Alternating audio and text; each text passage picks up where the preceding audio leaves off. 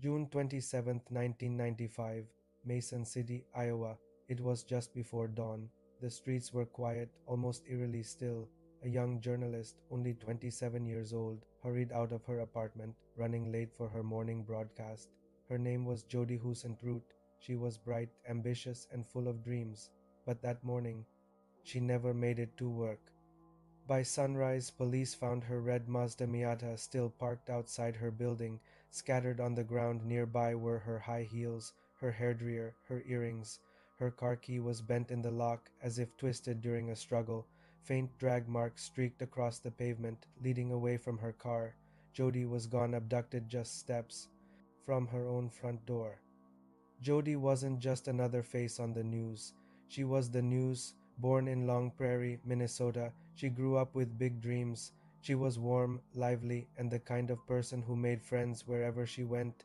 She loved water skiing, social gatherings, and her job as a morning anchor at Kim TV, but her eyes were set on something bigger. She wanted to move to a national network, to chase stories that mattered on the biggest stage. Friends remembered her laugh, her determination, her kindness. She had a way of lighting up every room she entered. But sometimes when you shine that bright, you also draw shadows toward you. On the morning she vanished, her producer expected her to arrive around 3 o'clock. By 4, the newsroom was empty, her chair still vacant. A call was made to her apartment, and a groggy Jody answered. She had overslept, she admitted, but promised she'd be there soon. That was the last time anyone ever heard her voice. When police arrived, the scene told a terrifying story. The broken key, the scattered belongings, the signs of a struggle. Whoever took Jody was waiting for her. It was quick, silent, and calculated. Detectives immediately began questioning those closest to her. One name came up again and again: John Vancis. John was nearly twice Jody's age, but the two were close friends. The night before she disappeared, Jody had gone to his house to watch a videotape of her recent birthday party, a party John had hosted. He admitted he was the last person to see her alive. Police searched his home, his boat, his vehicles, but there was no solid evidence to tie him to her disappearance. Vances always denied any involvement, insisting he cared for her deeply. Still, many wondered if his closeness was too close. Another co-worker drew suspicion, a man who reportedly had strong feelings for Jody, feelings she did not return. He was interviewed, but again no charges were filed. And then there were others, acquaintances, strangers, men who admired her from a distance. Jody was outgoing, approachable, and friendly. Unfortunately, those qualities sometimes attract the wrong kind of attention. The media swarmed the case. Jody's disappearance was featured on America's Most Wanted and 2020's.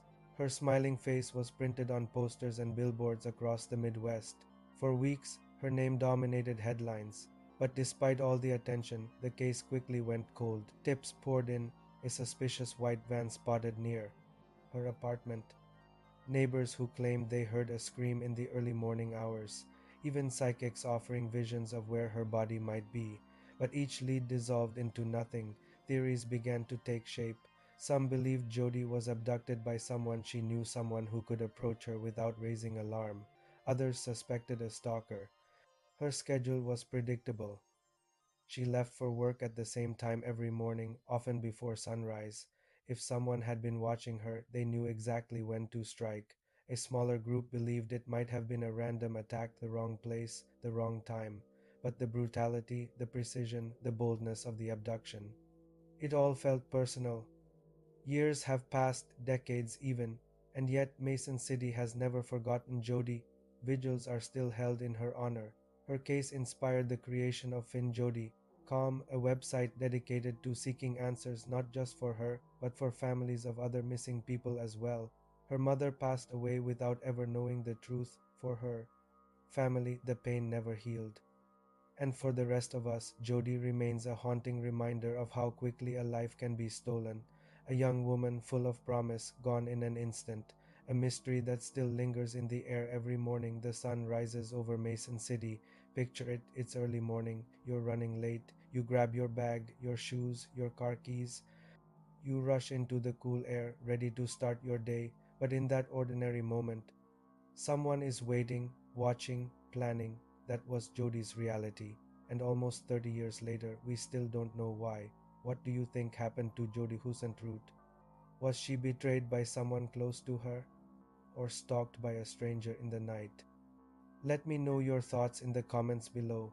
And if you want to hear more stories like this, don't forget to like this video, subscribe to the channel, and hit the notification bell. Because somewhere out there, the answers are still waiting.